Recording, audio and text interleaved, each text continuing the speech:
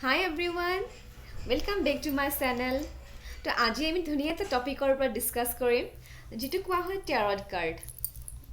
তো ট্যাৰট কাৰ্ড হয় কি তাৰ বিষয়ে অকমান আমি আজি জানিম। ট্যাৰট কাৰ্ড হয়তো বহুতে জানিবও পাৰে আৰু বহুতে হয়তো নাজানিব পাৰে আৰু যিসকলে জানে সেই সকলে জানে বাৰু আৰু যিসকলে ধৰক শুনিছে কিন্তু ইমান ডিটেইলছত নেজানে আৰু যিসকলে শুনাও নাই তেখেতসকলৰ কাৰণে বহুত ধুনীয়া এটা ইন্টাৰেষ্টিং টপিক হয়। তো ট্যাৰট কাৰ্ড আমাৰ অকাল সায়েন্সৰ ভিতৰতে পৰে ঠিক আছে। অকাল সায়েন্স মানে হৈছে এটা গুপ্ত বিদ্যা যেটো আমাৰ হিডেন নলেজ বুলি কোৱা যায়। ঠিক তেনেকা নিউমৰলজিও হয়, নাম্বাৰৰ ওপৰত বেছ কৰি নিউমৰলজি কৰা হয়। ঠিক তেনেকুৱা এষ্ট্ৰলজিও নাম্বাৰৰ ওপৰতে বেছ কৰি এষ্ট্ৰলজাৰ এটা ধুনীয়া এটা প্ৰেডিকশ্যন দিয়ে। ঠিক তেনেকুৱা ট্যাৰট কাৰ্ডেও এটা ধুনীয়া প্ৰেডিকশ্যন দিয়ে নাম্বাৰৰ ওপৰত বেছ কৰি।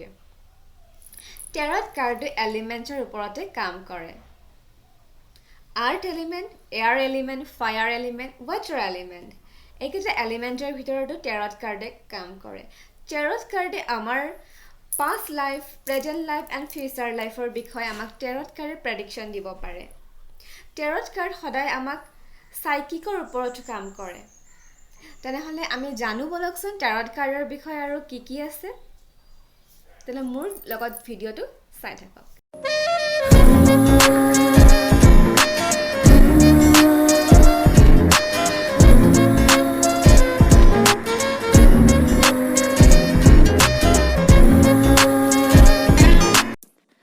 তো ফ্ৰেণ্ডছ, সবতকৈ ফেমাছ ট্যাৰট ডেকৰ ভিতৰত এখন ট্যাৰট ডেক হৈছে rider weight ট্যাৰট deck.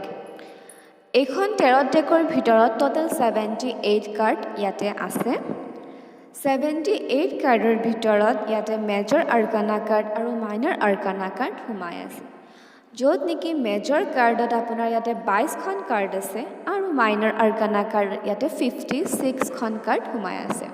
Total 78 card. তাৰে ভিতৰত মাইনৰ আৰ্কানা কাৰ্ডৰ পৰাও ডিভাইড কৰা হৈছে 4টা পাৰ্টছত। ঠিক আছে, মেজৰ আৰ্কানা কাৰ্ডে আমাক কি বুজায়? মেজৰ আৰ্কানা কাৰ্ডখন হৈছে আপোনাৰ লং টাৰ্ম এফেক্ট কৰে। যেতিয়া মেজৰ চেঞ্জ বা মেজৰ কিবা শিফ্ট হ'বলৈ গৈ আছে তেনেহ'লে মেজৰ আৰ্কানা কাৰ্ডে ৰিপ্ৰেজেণ্ট কৰে। ধৰক ডাঙৰ বিজনেছ কিবা এটা আপুনি শিফ্ট কৰিব বিচাৰিছে, ডাঙৰ কিবা আপুনি ধৰক কেৰিয়াৰৰ ক্ষেত্ৰতে হওক বা ৰিলেশ্যনশ্বিপ যিকোনো ধৰণৰ এনিথিং হ'ব পাৰে যিটো মেজৰ চেঞ্জ হ'ব লাইফত, সেইটো মেজৰ আৰ্কানা কাৰ্ডে আপোনাক প্ৰেডিকশ্যন দিব পাৰে।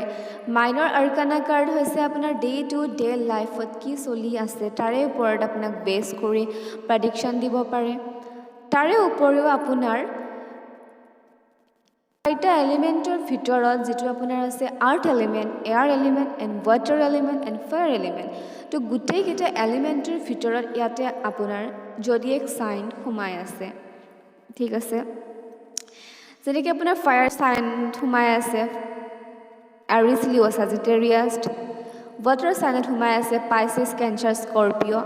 এয়াৰ চাইনত সোমাই আছে লিব্ৰা, জেমিনি, একুৰিয়াছ। আৰ্থ চাইনত সোমাই আছে টৰেছ, ভিৰ্গ, কেপ্ৰিকন। ঠিক আছে, ঠিক তেনেকুৱাকৈ আপোনাক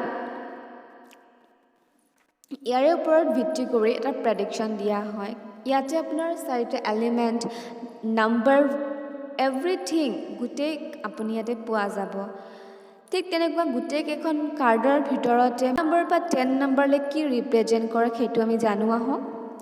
তো 1 নম্বৰে নিউ বিগিনিং ৰিপ্ৰেজেণ্ট কৰিছে, 2 নম্বৰে বেলেঞ্চ ৰিপ্ৰেজেণ্ট কৰিছে, 3 নম্বৰে কানেকশ্যন ৰিপ্ৰেজেণ্ট কৰিছে, 4 নম্বৰে ষ্টেবিলিটি ৰিপ্ৰেজেণ্ট কৰিছে, 5 নম্বৰে কনফ্লিক্ট, ছেডনেছ এইবোৰ ৰিপ্ৰেজেণ্ট কৰিছে, 6 নম্বৰে হাৰমনি ৰিপ্ৰেজেণ্ট কৰিছে, 7 নম্বৰে ডাউট, মিষ্টেৰিয়াছ, 8 নম্বৰে মুভমেণ্ট, 9 নম্বৰে গ্ৰোথ, 10 নম্বৰে কমপ্লিশ্যন। মানে এটা এণ্ডিং ফেজলৈকে যোৱাৰ আগত যিটো এণ্ডিং হ'ব, এটা কমপ্লিশ্যন হ'ব, সেইটো 10 নম্বৰে ৰিপ্ৰেজেণ্ট কৰিছে।